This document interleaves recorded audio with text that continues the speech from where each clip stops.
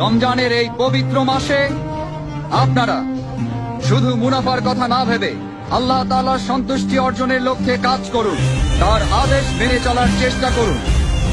বিশেষ করে রমজানে সবাই 5 ওয়াক্ত ফরজ নামাজ সব সময় জামাতে আদায় করবেন।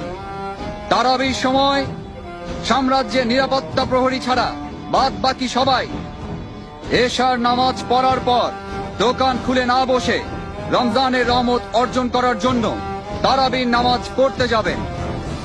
যারা নামাজ না পড়ে দোকানে এসে ব্যবসা করবে তাদের কঠোর শাস্তি দেয়া হবে। প্রত্যেক মুসলমান ব্যক্তির নামাজ ও রোজা পালন করা সবচেয়ে বড় দায়িত্ব।